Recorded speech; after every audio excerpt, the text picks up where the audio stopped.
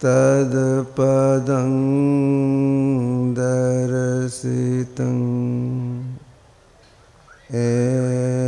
तस्मै श्रीगुरवे नमः। नमो नमो सद्गुरु नमो जासम को नुआन परम पुरुष होते अधिका गावे संत सुजान।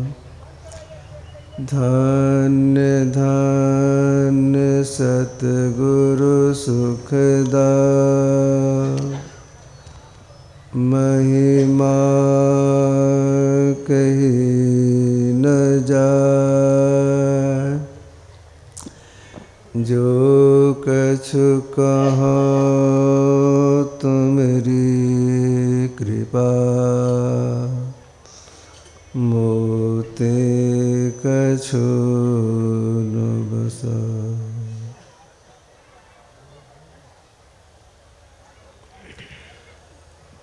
सम्माननीय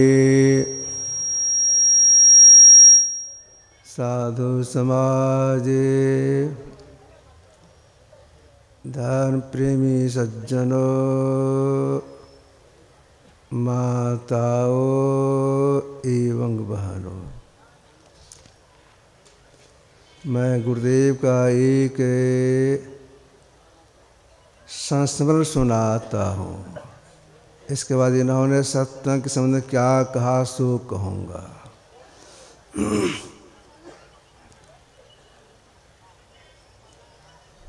पूर्वाह ने लगभग यही बजता होगा, अभी का जो समय चल रहा है।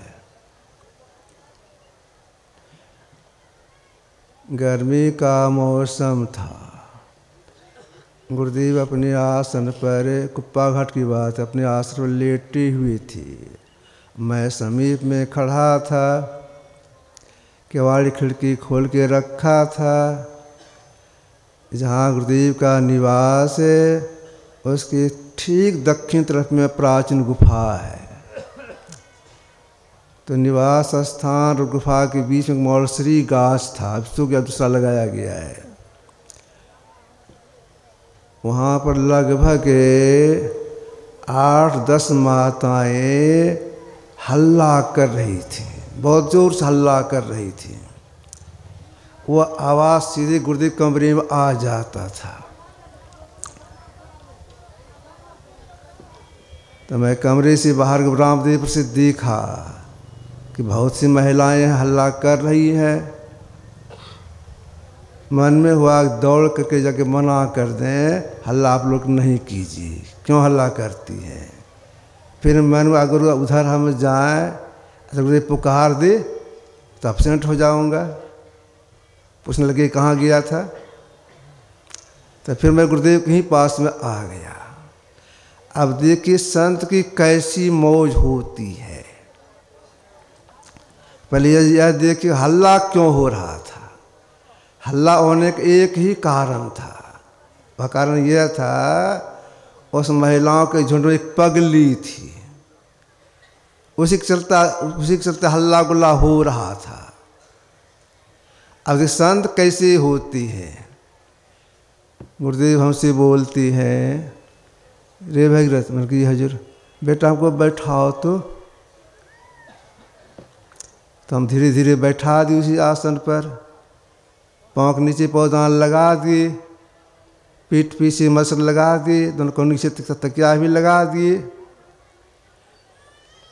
केवाड़ी खुली है, केवाड़ी खिड़की खुली हुई है। अगर मैं वहाँ पर रहता मौजूद तो किसी को भीतर नहीं आने देता। गुरुदेव बिगड़ने लगते थे। गुरुदेव खांसी नहीं हुई थी, अब पगली कैसे मौका लगे आने का, अब संत सोच लेते हैं कैसे क्या करना है।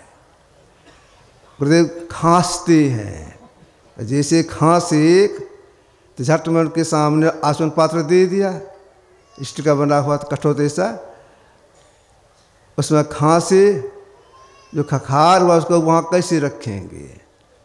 तो हम चले गए बगल ही में स्नान घर, उसमें पानी की व्यवस्था थी, तो चले गए हम उसको साफ करने के लिए। नल खोले, खखार को बहा दी नाले में, भीम पाउडर लगा के हम मस्याने लग गए। अब उधर हम काम में लगे हुए हैं। इसी बीच में हमको लगता गुरुदेव प्रेरणा से ऐसी बात हुई होगी, जो पगली वहाँ हल्ला कर रही थी, इसके साथ हल्ला हो रहा था, पगली वहाँ से दौड़ी, और दौड़ती आगे कहाँ, सीधे गुरुदेव के कमरे में। और गुरुदेव पे लटका के बैठे थे, पौधान पर उनका पाँव था, और पगली आती है और गुरुदेव के पाँव पर अपना माथा रखना चाहती थी, ऐसा हमको लगा। और गुरुदेव क्या किए, अपने दोनों पाँव को पीछे घसका लिए, तो पगली का माथा हो गया पाँवदान पर। उसके बाद क्या किए, गुरुदेव अपने दोनों पाँव को उसके माथे पर रख दिए। तब तक मैं आ गया वहाँ पर, अरे कहा है कि यहाँ कौन है कौन है कौन है। अब चुपचाप माथा झुकाई हुई है। हम कर कहा आ गई, कौन है कौन है। इतने में एक महिला फिर आ गई वहाँ पर, वह भीतर नहीं आई, चौखट के पास रही। वहीं से वो बोलती है, हमको बोलती है अपनी भाषा में, देहाती भाषा में, बाबा वो जो बैठली छे बारात फिरोजपुर के गिरधारी सब भैगनीच के पहले पर एकटा बेटा भेल छै, ई पागल भए गेल छै, बच्चाके दूध नहीं पिलाबै छै, रात में कपड़ा खोल के भागी जाए छै, बहुत हल्ला गुल्ला करे छै। उसके बाद हम सुने, गुरुदेव के साथ में मैं उनके घर पर गया था, बड़े अच्छे आदमी थे, अभी साथ हैं गिरधारी शाह जी। तो मैंने कहा कि हजूर ये जो बैठली छे बारात पूर्व के गिरधारी शाह के भैगनीच के एक लड़का भेल छै, पागल भए गेल छै, रात में भागी जाए छै, बच्चा के दूध नहीं पिलाबै छै, बहुत हल्ला करे छै। गुरुदेव सुन लिए, गिरधारी शाह जो गुरुराज पहचानते ही थे। गुरुदेव धीरे से बोलती हैं, मैं ईश्वर से प्रार्थना करता हूँ यह ठीक हो जाए। जैसे बोले ठीक हो जाए, उसी क्षण को लगा पगलपन का समाप्त हो गया। कैसे जाने कि पगलपन समाप्त हो गया, हाथ जोड़ के खड़ी, पहले प्रणाम करती है, हाथ जोड़ के खड़ी हो जाती है, हाथ गुरु के सामने हाथ जोड़ी करके, और हाथ जोड़ती पिछमुड़िया यानी पीठ नहीं दिखाती है, कमरे से निकलती है, अब पिछमुड़िया ही मैंने हाथ जोड़े हुए आगे बढ़ते दक्षिण तरफ बढ़ती है, सीढ़ी के पास आती है। जब सीढ़ी के पास अब नीचे उतरना है, तब हाथ जोड़ती चली गई मोलसरी गाछ के पास में, अपने बच्चे को ली, दूध पिलाने लग गई, पगलपुर से दाखिल समाप्त हो गया। ऐसे गुरुदेव हम लोगों के थे। इन्होंने क्या कहा संसार लोगों से, धर्म कथा बाहर सत्संगा, अंतर सत्संग ध्यान अभंगा। सत्संग को दो भागों में बांटा गया है। अभी हम लोग सत्संग कर रही हैं, कोई बोलते हैं कोई सुनते हैं, यह बाहरी सत्संग है। बाहरी सत्संग करने का महत्व कम नहीं है।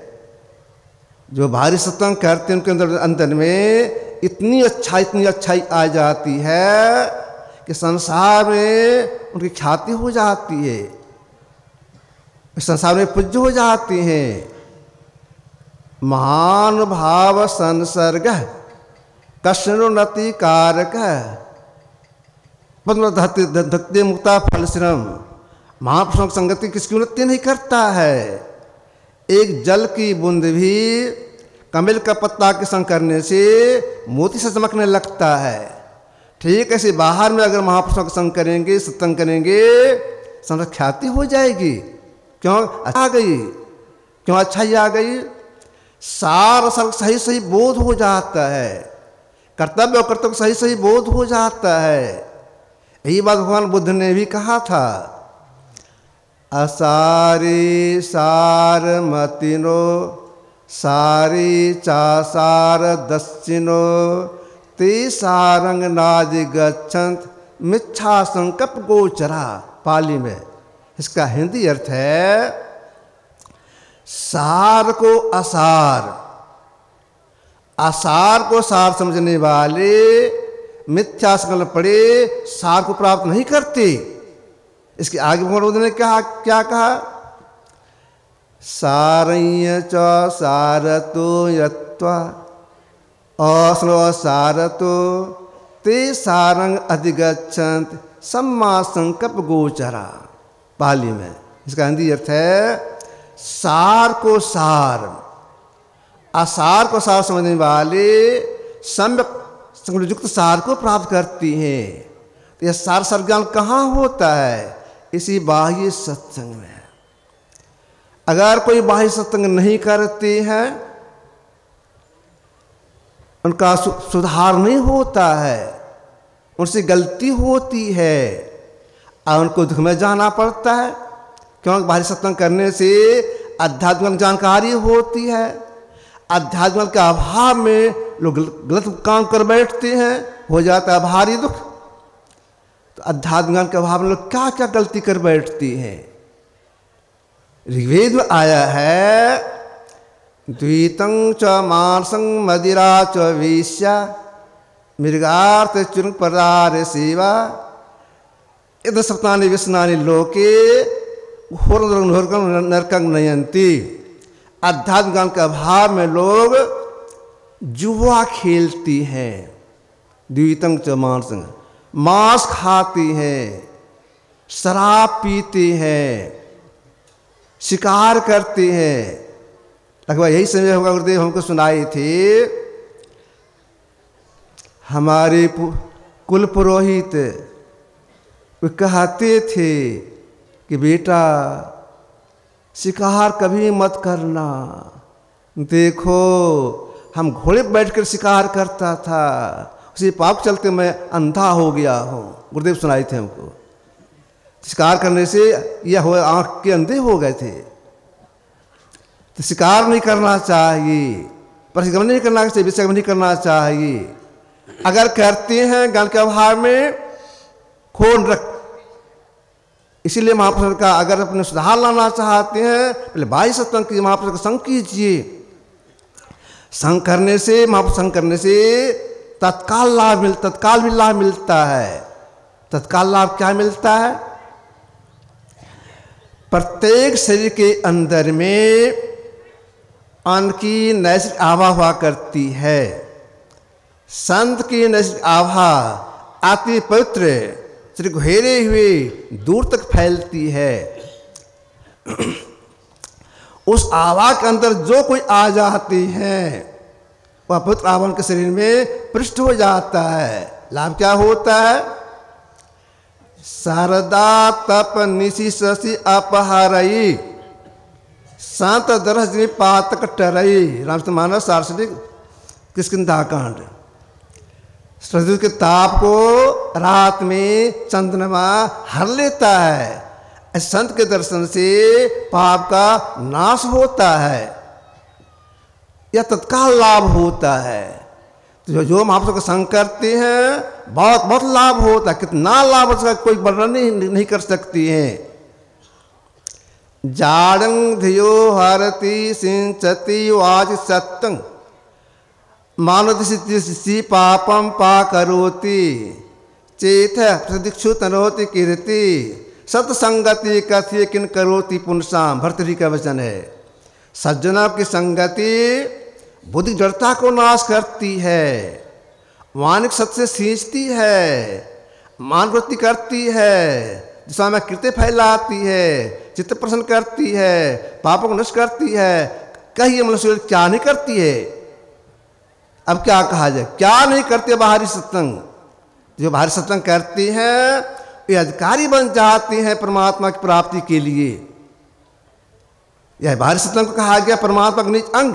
तुलसीदास जी महाराज ने लिखा है बिना पत्रिका में, देहि सत्संग निज अंग श्री रंग भव भंग कारण शरण सोखारी। यह सत्संग जो है परमात्मा निज अंग है, अब भव को भंग करने के कारण बन जाता है। जो सत्संग करते हुए उनको मोक्ष प्राप्ति होगी। क्यों? संस्कार पड़ गया, महापुरुष संग करने का संस्कार पड़ गया है, अच्छाई का संचार हो गया है, अब भव का अभंग हो जाएगा। किसी भी तरह से बाहरी सत्संग में आ गए, महापुरुष के वचन को सुन लिए, देख लिए, अब जीवात्मा का राम मिलन होगा, कोई संशय नहीं। तुलसीदास जी महाराज ने लिखा है दोहावली में, तुलसी कब निहु जोग ते सत्संगति जब हो, राम मिलन संशय नहीं काई सुमति सबको। तुलसी कब निहु जोग ते सत्संगति जब हो, परिणाम सा क्या निकले, लाभ क्या मिलेगा? राम मिलन। अब जीवात्मा के नाम का मिलन हो जाएगा, मोक्ष प्राप्ति हो जाएगी, कोई संशय नहीं। इसीलिए महापुरुष कहना पहले बाहरी सत्संग कीजिए तो अच्छाई आ जाएगी, पाप का नाश हो जाएगा। लेकिन परम कल्याण जो होगा आंतरिक सत्संग करने से। अंत सत्संग के लिए गुरुदेव ने क्या कहा? धर्म कथा बाहर सत्संगा अंतर सत्संग ध्यान अभंगा। जब ख्याल कीजिएगा इस पर, धर्म कथा बाहर सत्संगा अंतर सत्संग ध्यान अभंगा। अभंग ध्यान को कहा गया आंतरिक सत्संग। तब आप कहेंगे अभंग ध्यान किसको कहेंगे? जिसके करने से परम कल्याण हो जाएगा। अभंग ध्यान मतलब जिसमें भंग नहीं हो। हम जितने सत्संगी हैं समय सुबह बैठते हैं ध्यानावास करने के लिए, तो कैसे बैठते हैं? पहले दिशाओं ज्ञान रखते हैं, पूर्व या पश्चिम में, पूर्व या उत्तर में बैठते हैं। या गुरुजन है तो आमने सामने बैठ जाते हैं, आसन लगा के बैठते हैं। और क्या करते हैं? आंख बंद कर लेते हैं, मुंह को बंद कर लेते हैं। जो गुरु नाम चुकने के लिए बता दिए हैं उस नाम को जपती है। जपते जपते अगर सिमटाव होने लगता है, जप में सिमटाव होता है, जप में जब सिमटाव होने लगता है यहाँ से अंतसंग प्रारंभ हो जाती है। सिमटाव होने लगा, सिमटाव होने लग गया, अब बीच में दूसरी बात फिर आ जाती है, भंग हो गया। मानव सब किए, सिमटा हो रहा है, बीच में दूसरी बात आ गई, जैसे दूसरी बात आ गई भंग हो गया, या अभंग जप नहीं हुआ। इसके बाद हम लोग मानस ध्यान करती हैं। गुरु जिनका ध्यान करने के लिए बता दें उनके रूप का ध्यान करती हैं। ख्याल करते हुए ऐसे हैं, ख्याल कर रहे हैं, ख्याल कर रहे हैं, ख्याल में आ रहे हैं, ख्याल में आ रहे हैं, एकाएक दूसरा रूप आ जाता है, भंग हो गया। यह अभंग नहीं हुआ।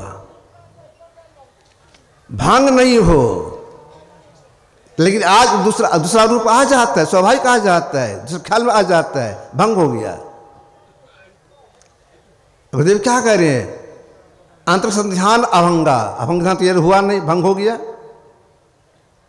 इसके बाद हम लोग दिशयोग क्रिया करती हैं।